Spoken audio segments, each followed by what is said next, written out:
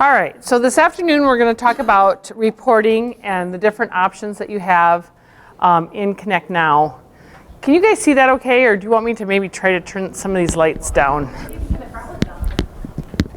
Is that better? Okay, okay. All right, so first thing I kind of want to talk about is ledgers and payables. Okay, so the date range. Many of you probably have figured this out, but just so that you know that your date range is based on what month your accounting program is in. So up at the top right hand side, it's going to say September, December, whatever, and the year. That is what this month in this date range goes off of, okay? And same way with last month, next month, so on and so forth. Whatever you're in is how it's going to be able to run those reports. So I kind of wanted to explain that a little bit because I don't know if everybody quite understood. I think some people were thinking that if you are in December and you run this month, but their accounting month is in July, it's giving them a report for July. And they were confused. Why isn't it giving me for December? Because it goes based off of that, okay? So once we have that established, that custom date range specified, if you click that, you can do whatever date range you want. You can go between fiscal periods, you can do calendar year, you can do whatever you want as far as date ranges for that. And as long as you've been on Connect Now Accounting, it will go back that far. So, Susan, I'm going to use you again. You've been on since probably about 09, 10, something like that. So if you wanted to go back that far to get a report on a particular account, you could do that. Okay, so that's the nice thing about being on the system that long.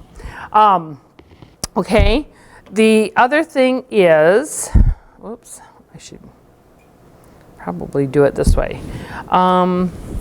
Okay, so then after the date range, it asks about the entity. So the entity is like your parish, your cemetery, your school.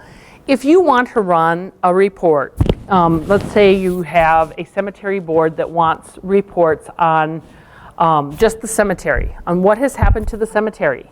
You can click on cemetery and highlight it, which I have down here. And when it's highlighted like that, it means that you've put a filter on that particular area.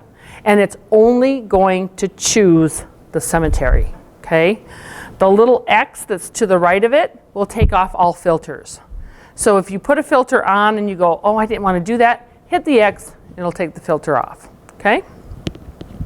So that's kind of a little bit about that. The nice thing about the due to from, some of you have the due to from in your accounting package, which is, what it'll do is it will look at any transactions that you do in your deposits, in your bills, in your manual journal entries, and if you would receipt to the parish but use a cemetery account, income account, because you got money in from the cemetery, immediately the system knows you have now crossed funds. Okay? You've used an asset here from the parish, but you've used an income from the cemetery. And what it will do is it will do an entry behind the scenes and it'll say, you know what? The parish owes the cemetery X amount of dollars. Okay? So when the cemetery pays back when the parish pays back the cemetery, then it's simply a manual journal entry between those two cash accounts, and we're going to decrease our parish and we're going to increase our cemetery, and at that point it puts the cemetery back in balance because now the cemetery shows an income and an increase in their assets. Okay? So the nice thing about if you have entities where you want to actually show, just run for cemetery, run for building, if you don't have that due to from in your system and you want to put it in so that you can run those accounts separately or those funds separately, let me know and I'll help you set that up. Okay? So it's just one of those things that it's nice to do. So then what it'll do is it'll keep everything in balance. Okay? All right, breakdown of accounts and account dimensions. Doesn't this look fun? So in here, you actually can break it down and put filters on as much as you want to, or most people run it without any filters at all, okay? So my first example is going to be, I have a CCD teacher that wants to know what's my, how much have I taken in, how much have I spent, where am I at? Okay, so I'm going to filter on that sub-program, Youth Education CCD. That's all I'm going to put on for a filter because that's the particular sub-program that I want to see. I want any income or expense for that program, okay? It's going to give me income and expense only for my youth ed, okay? So it's going to show how much my current month, and you can, and I'll talk about this too, your columns. You can adjust your columns to be whatever you want them to be. If you want their budget in there, you can put it in there. If not, you don't have to, okay? In this case, I showed what the current month actual was, what the budget was, year to date, and then the annual budget and last year, so that they could kind of do a comparison to see where they were at this year versus last year. Okay, and same way with expense. So you can see the program is running in the red, okay, and which most do, but so that's an example of what you can do to drill it down to a particular thing. Okay, so if you have somebody out there that has a budget, or if you want to give out for the CCD next year, if you want her to be doing her budget, you could be printing this out in the budget, because the budget report is the same type of thing. You can go through and you can filter down to whatever you need to, and then they can actually do their report too. So that's another option that you could do, or you might want to use it for. Okay? And then once you get it the way you want it, so if you have a filter on it for that CCD teacher, and it's something that you might want to run monthly, quarterly, whatever, you can memorize that report so that it keeps that filter that you have on it, or anything that you've said, this is how I want it to print out. And that goes for any of your reports. So if you have a council that says, I want to see our month and our year and last year and next year, and so you might have 5 or 6 columns that they all want to see. Memorize that, because then it will automatically do that report for you, that whole setup for you when you run that report based on the month that you're in. Maybe your priest says, I don't want all that information. That just confuses me. I just want to see my year to date. That's it. That's all I want. Okay, so then you can make up with just that column, year to date, and memorize it, okay, and call it priest reports. So the memorized reports is nice because it allows you to create the reports that you want, and then not have to try to remember what you did when the person comes in 3 months later and says, see this report that you gave me? It's great, I love it, can you do it again? Yeah, let me see if I can recreate that. You don't have to do that. System will do it for you. You can memorize it, okay? Yes? I do have some memorized things, because when we set that up, you set it up for me, and that's wonderful. One of them will, and I think I probably set it up, and it's got like 4 or 5 different or reports I needed. All of them have the current month except one. Okay. One will always go back to July. What did I do wrong? I don't know. I'd have to look at it. So if you can jot down that we'll look at it or whatever, or if you don't mind if I bring it up here and show everybody, that's up to you. Which one it was. Okay, we'll figure it out. Okay, so that's the memorized. Now, I do want to mention in payroll, you can memorize reports in payroll. However, it doesn't do like the ledgers and payables. So in ledgers and payables, if you click on this month when you're doing your memorization, it will always do this month. Yours might have a custom date range on one of them. That might be it. But so whatever you do when you memorize it, that's what it's going to do. So if you say this month, every single month, if you want that same report, once you close out your month, you can go into that memorized report group and go ahead and run it, and it's going to give you for that next month because you've moved your month ahead. In payroll, it goes by payroll. So there's no way that you can really memorize the payrolls, because whatever you memorize, it's always going to run that payroll. And you want it for, so the way you need to do is you just need to go into that memorized report group and say, I want this payroll, and then, but the whole purpose of memorizing your reports is so that you can run them all out at one time.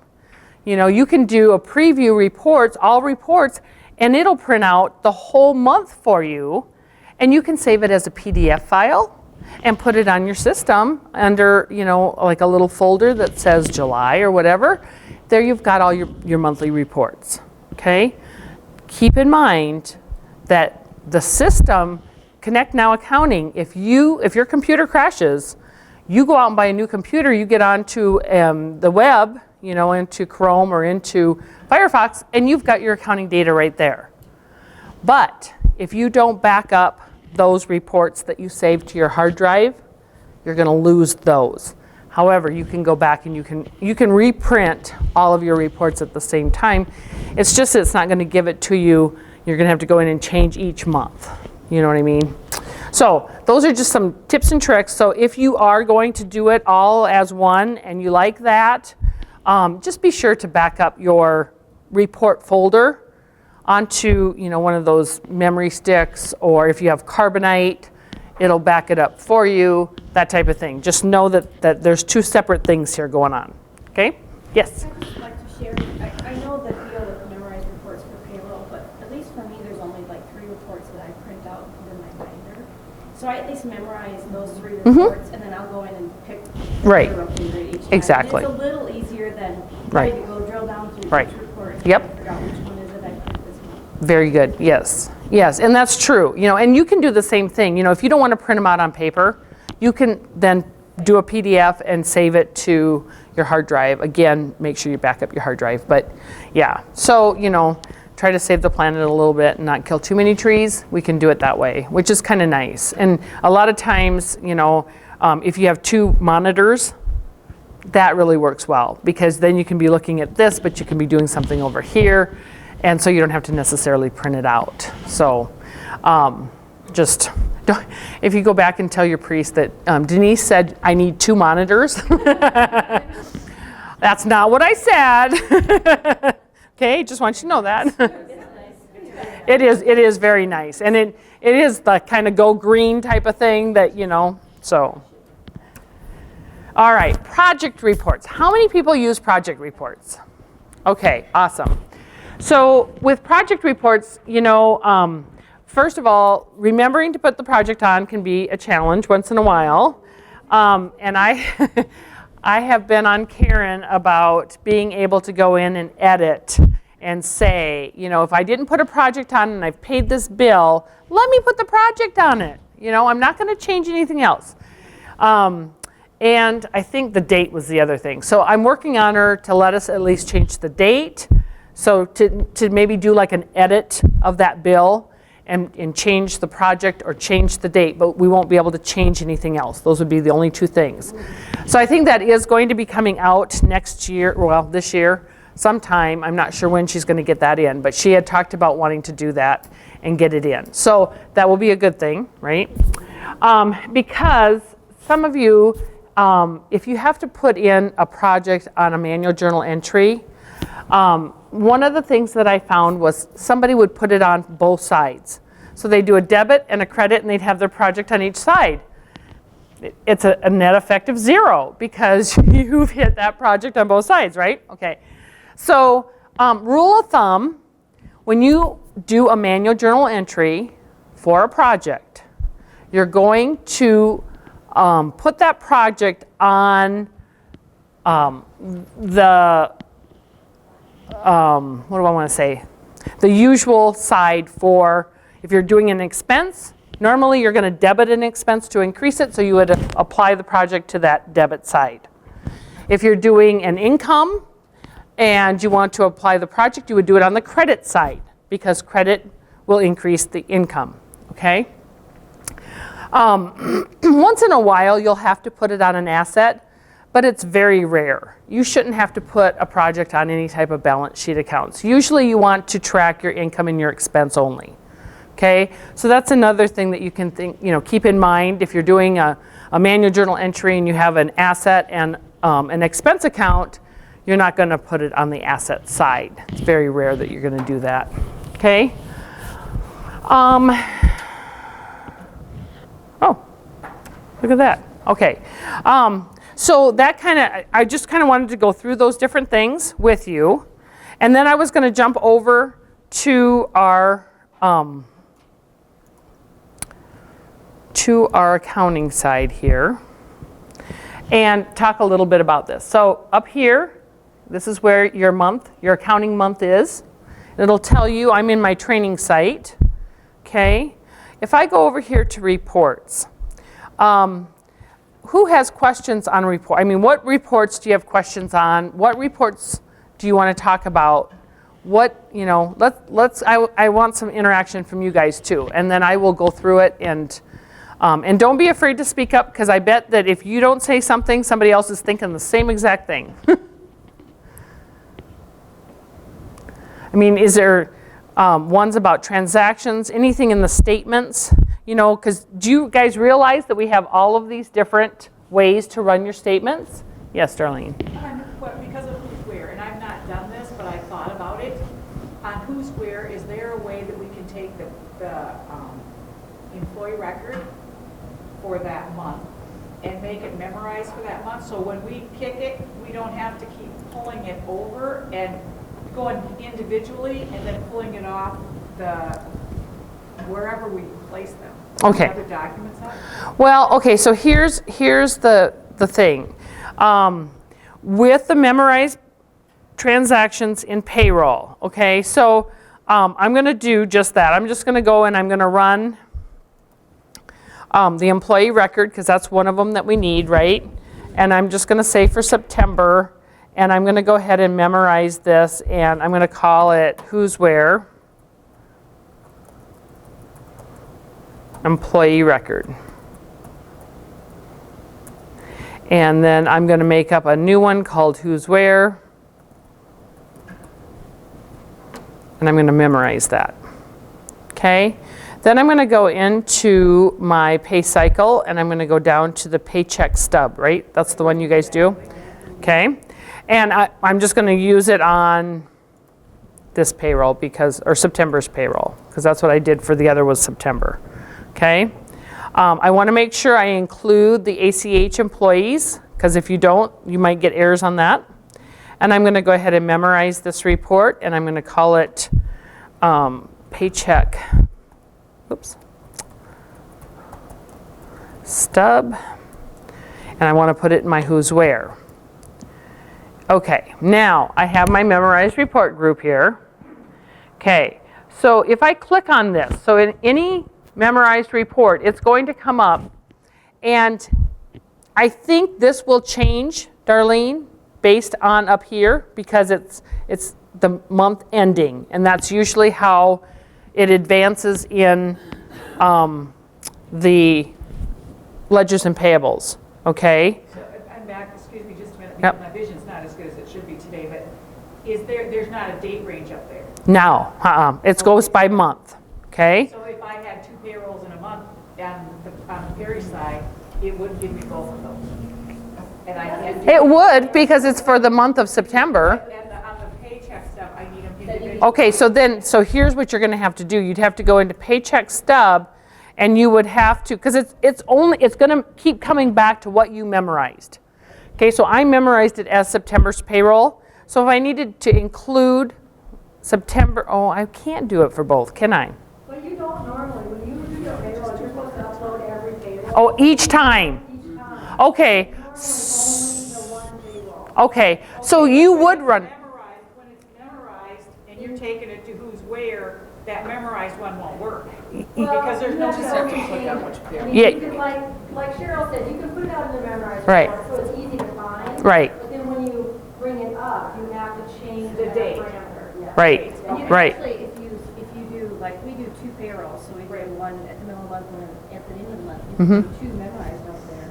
Oh, right, That would then- remind you that you okay. have to do 2 at a time. right, right, Paycheck. right. So I see then what you're saying. You still have to attach what you want it to be for that payroll, but it's a good reminder.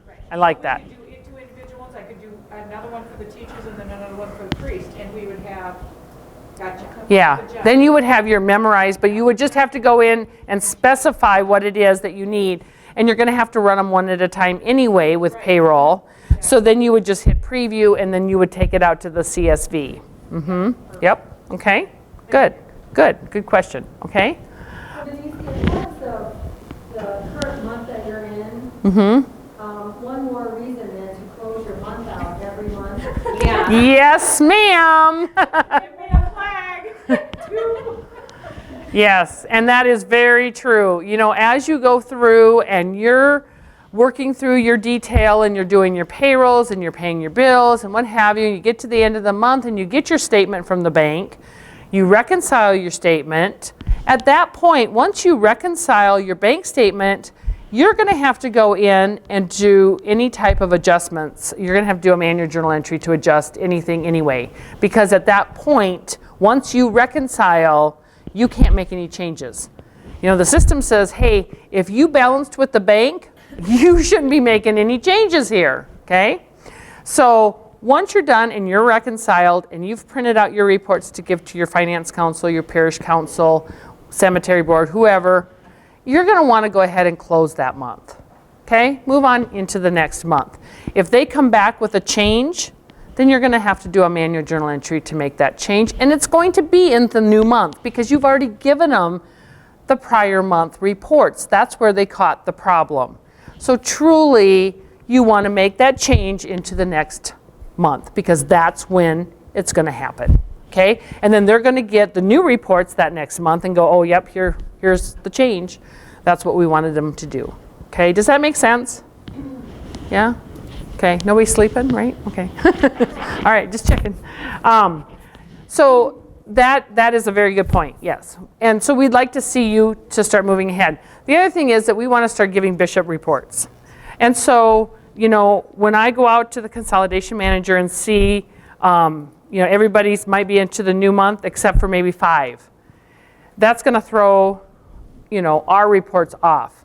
So we're trying to get to the point where it's like, okay, once we get everybody on, once we get then we need to start doing the reporting to the bishop and to the chancellor and to the, you know, finance director and that type of thing so that they can see them too. So we really want to be transparent with where we're at. Okay? Make sense? All right. I'm going to go back over to ledgers and payables quick here. And I want to talk a little bit about understatements. There are different types of statements that you can get, okay? Statement of activities and dedicated accounts. So for the smaller parishes, some of them say, well, I'd like to report quarterly. I don't want to do a statement of activities monthly. Well, you can do it quarterly because you can do a statement of activities with date range. So if I go in here and here's my regular date range and I can put in whatever I'd like. I could do it for, you know, this quarter, last quarter, next quarter, that type of thing. If I'm going to click my back button and I'll show you, if I go into just the regular statement of activities, it's by month, okay? So it's saying, do you want to run this by the end of the month of September?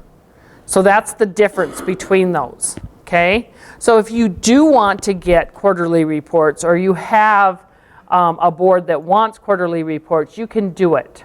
So I'm just going to do, I'm going to say this quarter. And I'll just go ahead and I'm going to run that real quick here, just so that you can see it.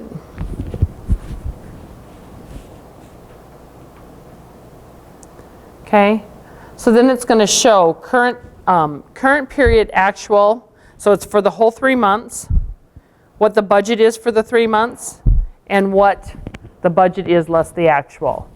But you can change those columns as you want. Yes. Yes, right here is where you can actually put it in and change it, yes.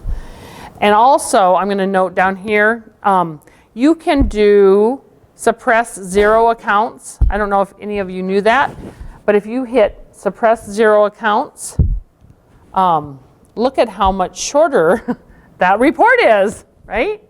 And it makes sense because people can see what has actually happened, all right?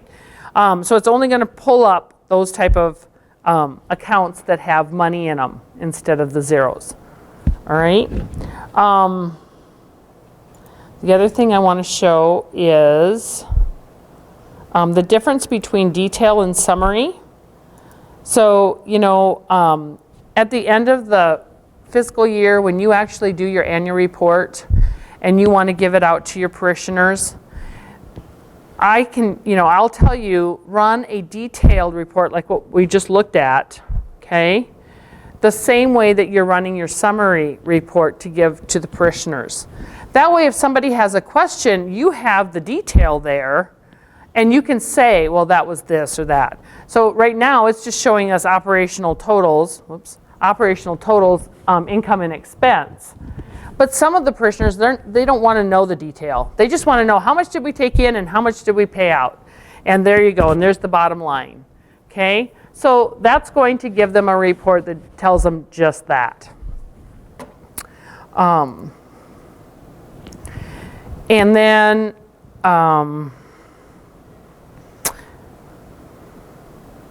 okay.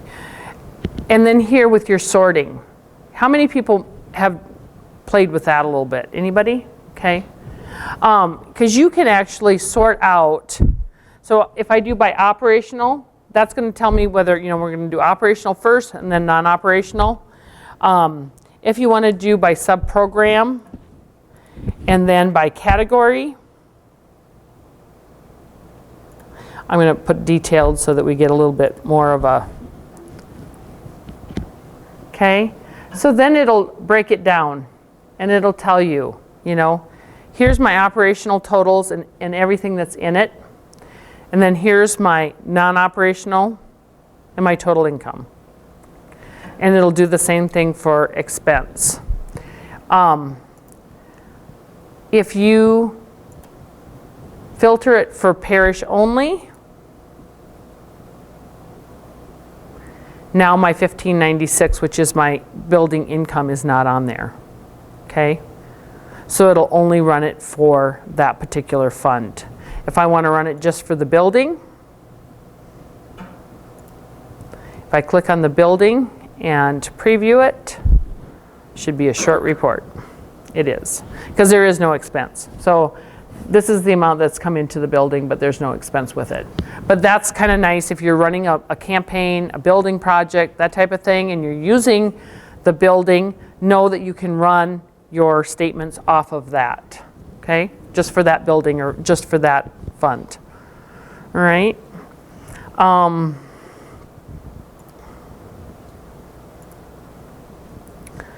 Dedicated accounts. This one I kind of like. I don't know if anybody has run this one because you can do the same thing. So, for instance, if I do, 2014, 13. No, 14. It's 15, isn't it? Through January 31st. So let's say I want to run and see what my beginning total was for CFSA. And we know that our CFSA plan year starts in February. So I'm going to do the date range February through the end of January. And I'm going to go ahead and preview that report. And it's going to show, oh, we started out with $400. And we took in $23.50, so our ending balance is $27.50. But this is a nice thing, you know, I don't think you can filter it by just one account. I wish you could, but this... You can, but not on this report, no. So it gives you all of your dedicated accounts. But CFSA would be that plan year. That's the only one that really has that plan year. Okay? I have a question about Yes. I ran that a couple days ago, and I realized that we had gotten some cash in, probably in November or December for a, I don't know, I think it was propagation of the faith. I think it was $43. So my question is, to get that to come out, do I take that and send that cash in for last year and date it last year, or do I date it this year? Well, if you got it for November or December, it would be in this fiscal year. And you're talking about last year's when, Well, yeah, if it came in November 214, December 214, and it was $43, and I should have sent it to Father Raddick. right. You can send it to him, or you can hold on to it till the next. I mean, because the nice thing about dedicated accounts is it's going to roll from year to year to year. So if you get it in and you want to send it out on the next time you send it to him, you can leave it in there. It's going to show that you still owe $43. And then when you actually do the propagation of the faith, then you can go ahead and So I don't have to zero those out at the end. No, the only one that we really would like you to is your CFSA. Oops, CFSA. Just because with that, once we know at the end of January where you're at, whether it's income or expense, we're going to move it to CFSA parish share income or expense. Okay? We need to talk about that because Okay. the account system we have with cash. Okay? All right. Okay, so anything else, you guys, as far as like how you want to run reports? Anybody have one that they have in mind that they're thinking about? No. Would you just Mhm. transaction for the end of the month? Sure. What I'm assuming what you were saying is that, like, you know, your bill list, your check deposits, all Right. that stuff you could put under the memorized. Right. And so, good question. So with bill lists, so let's say I want to run the bill list every single month. Okay? So you got to think that if you're memorizing it, how do I want it to show up? How do I want that report to run? I like to run it by invoice date because most of the time I don't use the due date. I don't know how many people use the due date. So invoice date is my first pick. Date range. If I click this month, again, it's going to look at what month I'm in. Okay. Bill payment status. If you want just the paid bills, which most people do, you know, when you're running your monthly reports. So I would put paid. Okay. And then you can do it as detail or summary, whichever way you prefer. You can sort it by bill number, vendor name, or due date. So my first choice would be vendor name, because then if you run this report out and you want to put it on top and then you have all your invoices below that are all alphabetized that way, it's very easy to be able to go back to that month and look to see on that bill list who you paid and, oh, yep, I paid them. This is the one I want, and go right to it and find that invoice. So that's just a way to organize and be able to show that.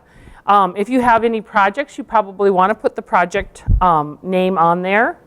And then when you hit memorize report, it's going to memorize it just that way. So it's going to run it every single time that way. Okay? And you would put your bill list down for the name, or you could put monthly bill list, or I'm just going to put bill list.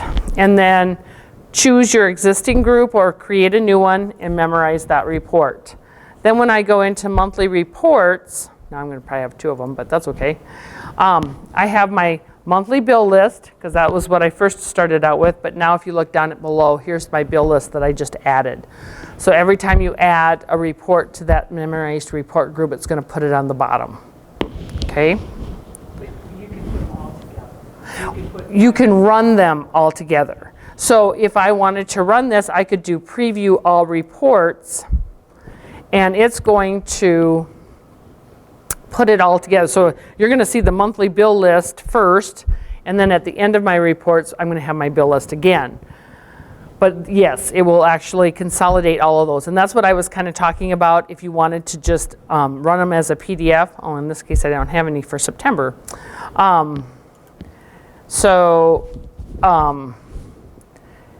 You have to have information in there. But if you run them all together, then you can save them as September 2014 in a folder, you know, monthly reports from ledgers and payables. Okay? Do you do that in the group listing, or do you just say? I would do it, no, I'm talking about on your hard drive. I know that. Okay. On the memorized one, Okay. if you're putting them all together. Mm-hmm. You would do preview all reports, and then when it comes up, it's going to come up, it could be 40, 50 pages, because it's going to have each single, each one of those reports together. And I would just do September monthly reports for 2014 or whatever. However you want to, if you have a folder that says September 2014, then you could just put them in there and say monthly reports, ledger monthly reports, payroll monthly That's reports. the same on your hard copy. Right. But to do it on here, Mm-hmm. is there, okay, so under memorized reports, you've Right. got all of these things. Yep, so under memorized reports group, I went into monthly reports. Down at the bottom, here's all of your different options. I did preview all reports, so that it would bring it all together. Right. Okay? Okay. So you memorize them individually. Yeah, and then you're gonna print them all out. It's Denise, since we're here, can you get into mine? Yeah. Let's try, and I think it's actually my monthly, end of month report, Bless you. but I can't remember. Oh, which one goodness. it is. Guys, don't look out the window. The wind came. Okay, let's see here. All right, so let me do,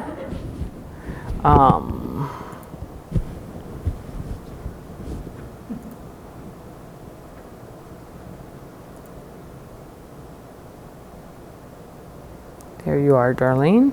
Okay.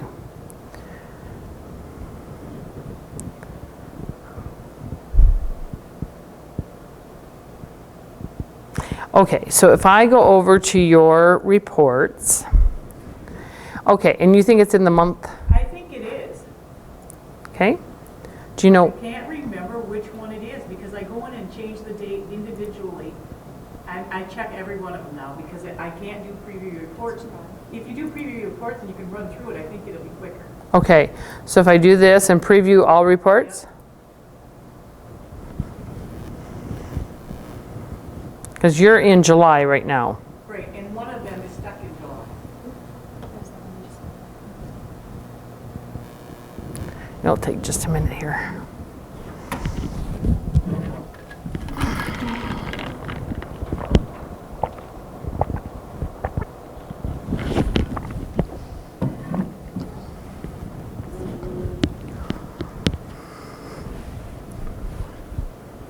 Yeah, lots of reports. There's a lot of printing.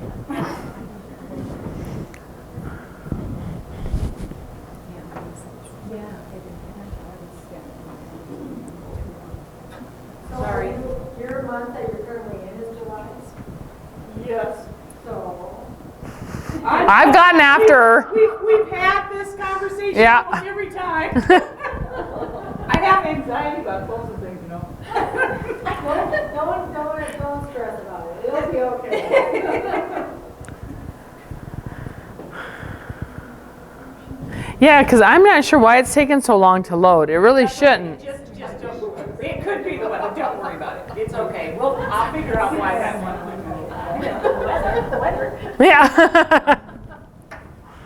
So what does it say to close a CFSA? I mean, I kept all my CFSAs open until just lately. Are you talking about the census side or are you talking about the accounting side? I'm talking about the posting side? The posting side. Yeah, the census side. Messages like that, you probably have to ask Tom.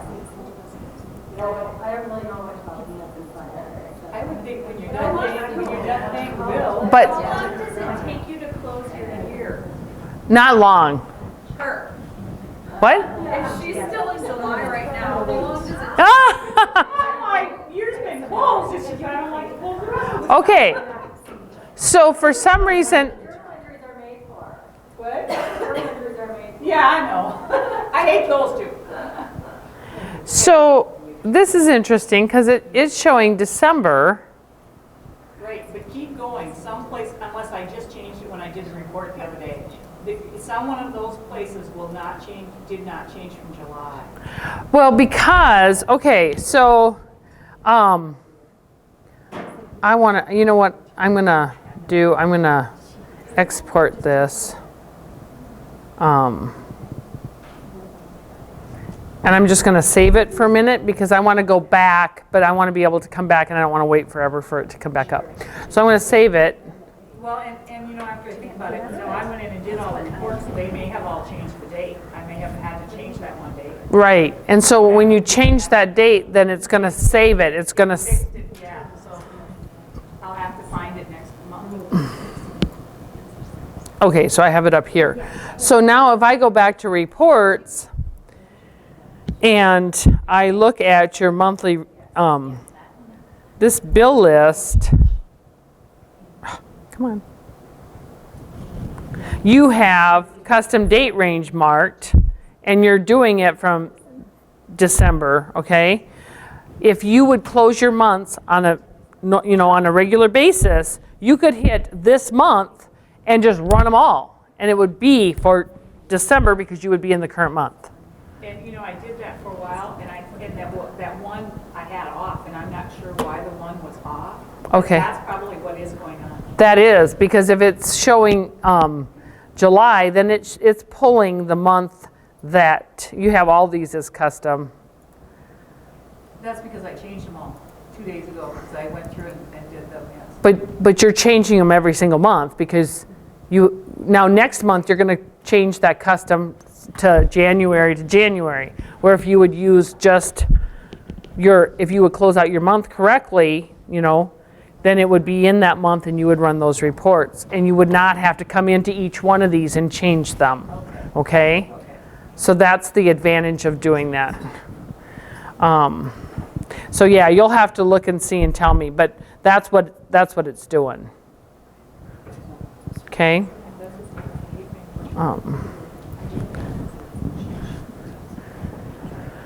Okay, let me see here. The other thing is, how many of you guys do the trial balance report? Okay. Okay, so the trial balance, the nice thing about trial balance report is to see if your funds are in balance, okay? So if you do like the fiscal year to date, okay?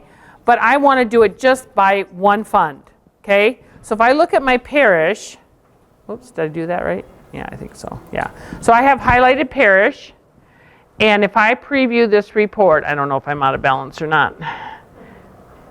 It's going to show me my assets, liabilities, income and expense, and dedicated for that one fund, okay?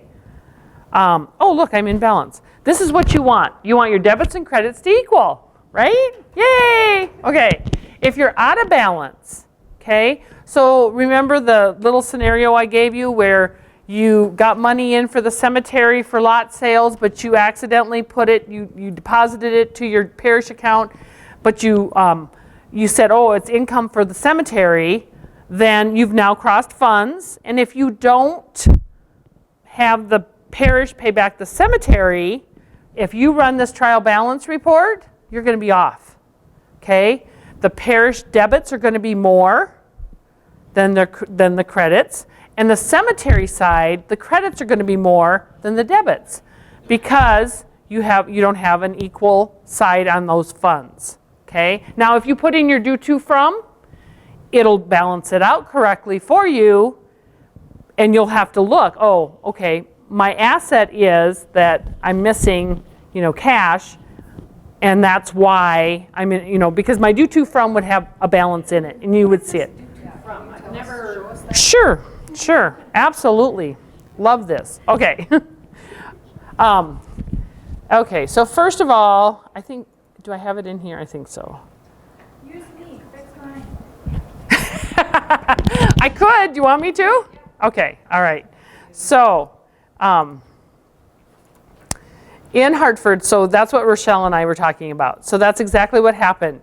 She has online giving, and when she received money for the building, she was receipting it to 4111, her regular envelopes.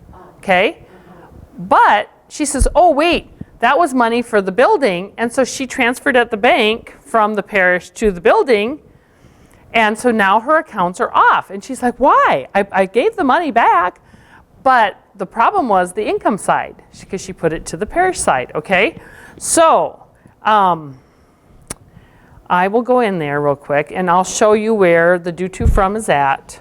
So under your church manager, under options, down towards the bottom, there's a due to from, okay? This is where you turn it on. So in her case, we enabled it so that there would be due to from. If you want to do it, call me, because if you have been off on your accounts, when you enable it, you're going to get, it's going to try to straighten everything out, because it's going to go back from the beginning of time that you started on Connect Now accounting. It doesn't just start for this fiscal year. It has to go all the way back. So there's things that I found that it's like, so if you enable it and then you go, what? Why did it do this? Okay, so just know. Do that and then just shoot you a PDF? Why don't you and I do it? I'll connect with you. Okay? I would prefer to do that. That way then I'll show you how to do the whole thing, and then we'll make sure that it's good. Okay? So you're going to enable it here. Once you do that, once you enable, you'll see that there's a little blue, it says account setup is available. You can click on here, or if you have to ever go back into that setup, you can go to setup and then the due to from. So I'm going to click on here. And what it does then is when you enable it, it says, okay, so here's all your funds. So you need to have due to accounts, due to from accounts for the parish, the building, and the cemetery, because that's what they have available. Those are the funds that they're using, okay? So in your accounts, chart of accounts, you have to pull those due to from accounts in. And you can change the name of them because they're asset accounts or liability accounts. So what I've done is I've actually said, if you go into the account screen to pull them out, it'll just say due to from. It won't say parish or building or cemetery. I allow you guys to put that in. So you guys can put that in so that you know that that's where it's from. Or maybe I changed that, I don't remember. Anyway, those are the accounts that it's going to hit automatically. The 146, 201.02, and 201.03 if you have those funds. Okay? So then what will happen is the system will know if you cross funds, and it'll automatically do a journal entry so it'll balance out your funds, okay, using those account numbers. You cannot do a manual journal entry and affect these account numbers. These are system numbers. The system takes care of it for you. The only way that you will get it to zero out on your balance sheet is you need to fix the problem, okay? So Rochelle was looking at her balance sheet and she said, you told me that these are supposed to be zero and they're not. How come? So that's what we did. We went back and we looked at it and we ran a report. And so when we ran the report based on, so we went into accounts and account balance, and if we looked at 201, what was it, building? Yeah, that was our problem. It's going to pull up, and you can run a report, you can run the account balance on that, and it's going to tell you everything that created that dollar figure, okay? So we knew that these journal entries had something to do with it, and when we started looking, we realized that she was moving the money correctly from parish to building because it was really building money, but it was our income account that was wrong. So to fix this, we really need to go into manual journal entries, and we need to take it from the 4111 because it never should have been put there, and we need to put it to 1596 because that's where it should have originally been. And 1438, that's the correct amount? Yep. Okay. So to fix it, I'm going to go over to ledgers and payables into journal entries, and we're going to put to correct.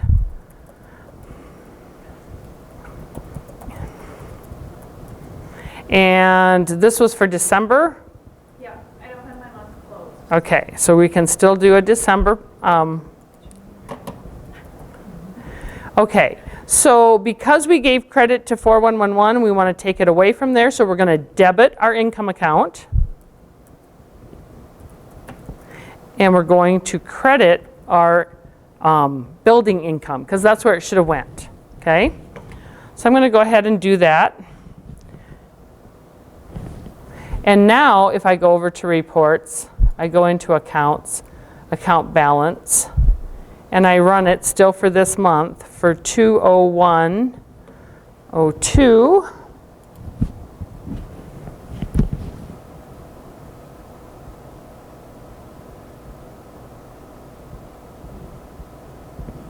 And it's loading.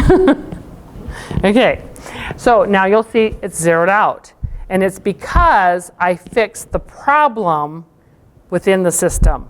I did not try to fix 20102. I corrected the income account because the parish income was overstated and the building income was understated. So I made it correct, and therefore then it knew that the system is no longer out of balance. So if you use the due to from, you still have to do your manual entry? You're going to have, well, it depends on what the system's going to do, Cheryl, is it's going to correct any misposting or any crossing of funds, okay? That's the whole reason why we want the due to from in. So that when you see an amount on there, so it does require you got to look at your statement of financial position, and you have to look at your due to from accounts and make sure that they stay zero. And if they don't, if there's an amount in there, that's when you got to go, okay, why? What did I do? You know, there was something wrong. And that's what Rochelle did. She said, Not actually crediting or debiting the due to from account. right, you're not affecting the due to from. That's a system account that it simply says you put money from the parish to a parish income. That was right, okay? But really what she should have done was she should have, with the online giving, was it went to the parish account, but it needed to be that 1596. It needed the income account of the fund that that the money was to go to. And then, so at that point, due to from would have said, oh, wait, you're putting money and asset to the parish, but you're crediting an income to the building. You've crossed funds. You're out of balance. And it would automatically do this entry, okay? But then Rochelle says, oh, but that money is not the parish's money. That is the building's money. So she calls the bank and she says, I need to do a move from the parish to the building. And they do. And then so she came over and she did her manual journal entry where she debited the building asset and she credited the parish asset, which then said, oh, it's in balance again, everything's great, okay? So that's what due to from will do. It will actually look at your system, it'll look what you're doing as far as receipting and expensing, and if you go out of balance between your funds, it's gonna correct it for you. So if you're observing that and going, oh wait, this should have a zero balance. Why does this have a balance in it? Now if Rochelle knew that she was between months, she took and deposited in the end of December, and she didn't move the money till January. In December, it's going to show that due to from amounts in there because it didn't get corrected until January. Does that make sense? Okay. So is due to from a way that I can keep track? You know, I get these little amounts throughout the year that go to the cemetery savings account down here. I only send it once Yes. or twice. Yes. So would that be a good way of keeping Yes. track other than my separate spreadsheet? Yes. Because the system will be doing it for you. But it will show money in that due to from. It will. Because what you're going to do is you're taking money and putting it into the parish, right, until the end of. It's parish cemetery though. I mean, it's 2251. That's your income account. Okay, so you're receiving it to the correct income account on the cemetery side. Okay, but you're putting it to 101. Yes. Okay, that's your asset account on the parish side. So there's where you're going between fronts. Tell me how much I need to send out. So it'll show you that balance. And what I would probably recommend is clicking on that balance the end of June and looking at all of those, because you're going to be familiar. You're going to know whether all those deposits were correct or not, or you're missing something, you know. And if everything looks good, then yes, absolutely. Then you're moving that money. You're going to write a check from the parish probably and send it up here to the cemetery.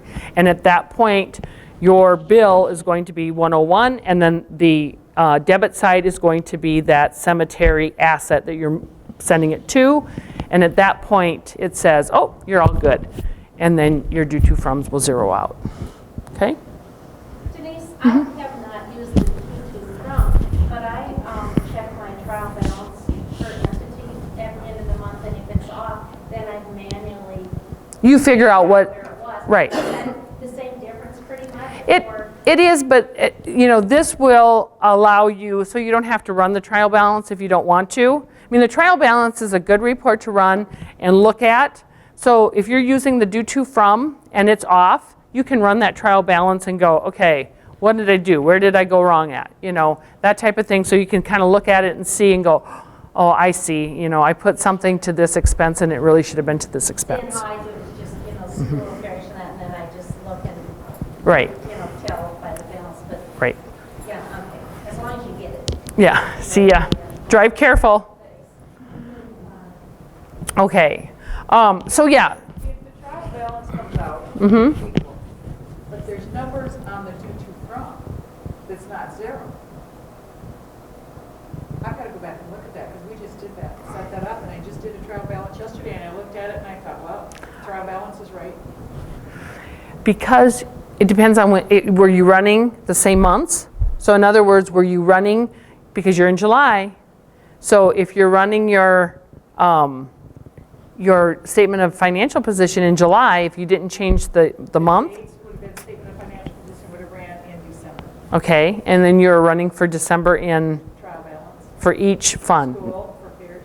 Okay, so and you weren't running them together? Okay, okay. Yeah, we'll have to look at that. Most people that pay all their cemetery bills out of their regular checking accounts because they don't want to have to separate, Right. that will, they'll really never be able to zero that out. Well, that's where we came up with the inter-parish. So really, if that's what the case, if the parish is paying the cemetery bills because they're just giving, that's they're helping the cemetery out, pretty much. That's where we have our inter-parish income account. So really, the cemetery would get that inter-parish, or excuse me, inter-fund income, and then you would use the parish inter-fund income as so it'd be a negative. So really, it shows that the parish is moving those funds over to the cemetery. It's not a movement of cash. It's just an inner transaction between the two funds to balance them out. And once you do that, that will balance out your due to from accounts as well. Do I need to repeat that? No, I'm just thinking about, because like I have school and building. Right, We don't have checking accounts for both of those. either. Well, I have a small one for school stuff. Right. But, so I tie out my due to from accounts on a spreadsheet to make sure they net to zero, so they equal. But we've got balances in each. So I think that inner fund would be exactly what you need. Yeah, so, and that's out there in the accounts, so, and it's called inner fund. Yep. Actually, can I go out and use your, okay. Let me just go over here and I'll show you that. So if we go into accounts, chart of accounts, and then I do income and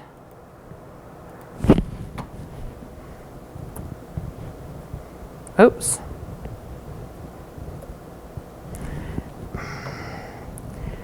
Here's inter-fund transfer building, cemetery, hot lunch, parish, school. So you would just choose whichever one you needed. I'm going to just do parish and search for that for right now. And it'll show you the 4103 right here. So you can just do, if you do inter-fund, and it'll bring up all of those different ones that you need. So if the parish is paying for those other things, then you would just do that as a debit to that income, and the rest of them would get credits. Yep. Yeah. Okay. Okay, any other questions about the system? You know, things that that we have that maybe we're not using to our fullest capacity. Credit cards. Does anybody have credit cards out there? Well, Not debit cards. Actual. I tie out our credit card statement and And you do it. Okay. If you have actual credit cards, not debit accounts, but credit cards, if you go in here to credit cards, you can actually, I have to set up a liability code, but you would set up a liability code that you would put in here, and then you can actually go in and enter in each vendor. So if somebody goes to Menards and purchases something in Walmart and so on and so forth, you would actually have it broke down by that vendor and what you wanted to expense it out to. And then you can run a monthly report. You would come over here to reports, under transactions, and where's my credit card? Up here. Credit card charges. And then you would do, so like if your credit card runs from the 5th of the month through the end of the month, you can then do a start date and an end date with those dates and actually run that report. And then you would actually see, you know, you could compare, this is what I have entered, this is what I have on my credit card statement. And if there's anything missing, at that point you can go, who do I need to call? But that way then you have it all, okay? And then another great way to do it is if you run this report out, staple it onto your statement along with all your receipts, and you have everything right there, okay? Then when you go to pay it in the bills, you go into bills and you bring up your credit card, Chase Manhattan, whatever, and then the only line you're going to have is that liability code for the amount that you want to pay it off, okay? Because you have now put all of the detail in the credit card side. So you have everything there, okay? And that works great for sales use tax. I don't know if I want to bring this up. But if somebody gives you, you know, if they use the credit card for, you know, buying something that doesn't charge sales tax, unfortunately the credit card side doesn't do like our vendor side, where if you put that vendor in and they don't charge sales tax, it would come up with that. So you have to do it manually, but not a big deal. At least you can still track it by vendor on, you know, those different types of scenarios. So when they give you a receipt, the nice thing about having the receipt is you know whether they charged you sales tax or not, you know. And so many people say, well, I just paid it because, you know, they forget, or you know, I get it from, let's go back to that 60 days, okay? We need to have it in, and it's not just the priest side, it's everybody really should be, if they're using a credit card, especially for the parish, a receipt needs to be there, okay? I could see you were frustrated when I couldn't find my deposit there. How do I tie my deposits for online giving To when you make the, to the date? Because like when I got my bank statement, they were all, you know, singular and on different days. And so I just... I know. basically gave up. I actually, and I'll send it to you, Rochelle, remind me in the email that you're going to send me, or now I guess we've already done that, but if you want to email me, we do have like procedures for online giving as far as running the reconciliation report off of online giving and then being able to put it in as a deposit so that hopefully things start matching up with your bank statement, your online giving, and what you've moved. Because basically what I'm doing now is whenever I run a batch report, that's what I'm using as my deposit. And it may not be the same day. I wish Annie was here. Annie and Susan are the two that actually came up with the whole thing, and we kind of walked through it and figured it out. And I actually did a class this last ParishSoft National Conference with one of the guys from the online giving, and we did it together so that we could talk about how to run those reports off of online giving, and how to match them up in the accounting side, but you need to do it every single day. So, every single day you run a reconciliation report so that you know what came in for that day. So, so like tomorrow, I would come in and I would run it for today's date, okay? So there could be days that you're not going to get anything, so that's fine. Then you come in the next day and you run it again.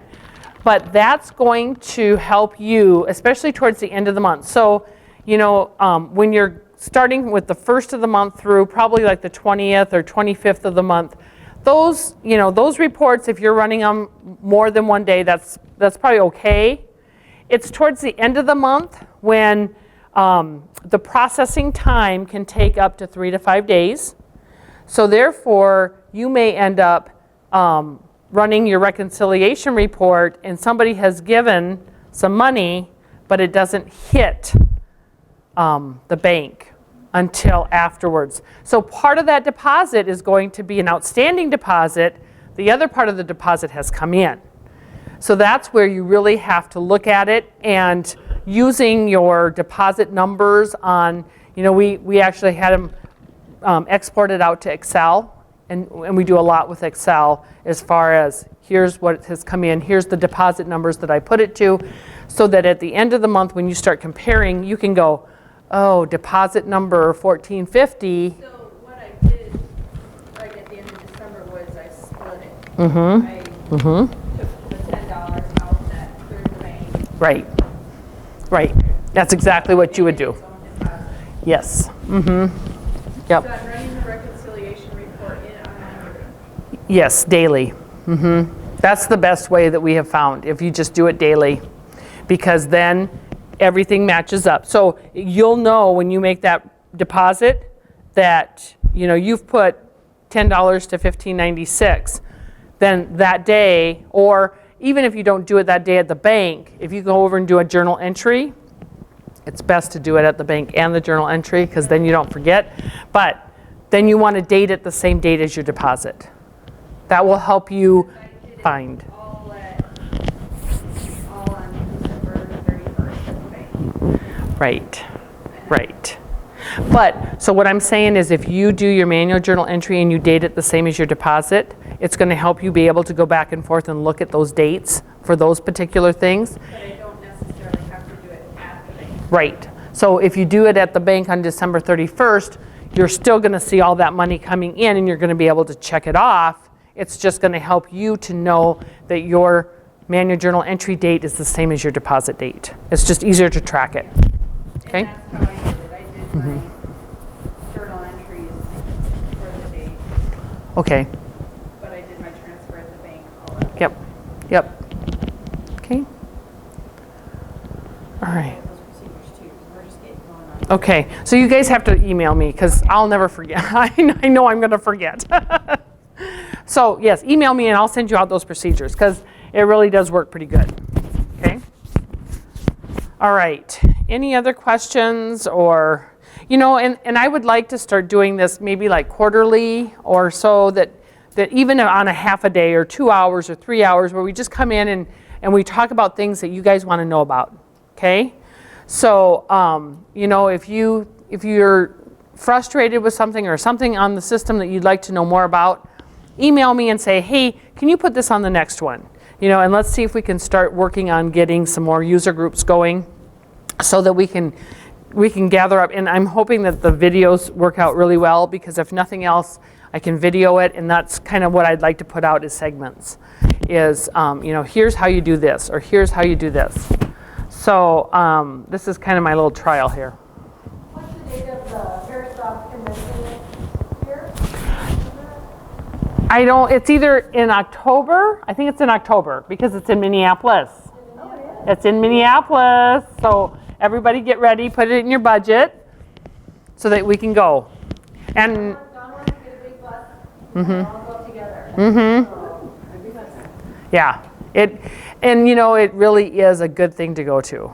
It's worth every penny that you'll pay because you can network with other parishes that are maybe the same size or the same problems that you're having or that you're frustrated with or whatever, and they really have a lot of good classes. And it's not just the accounting, obviously, it's they usually have more of the census side than the accounting. They've upped them a little bit more for the accounting because they have quite a few people coming on, but okay.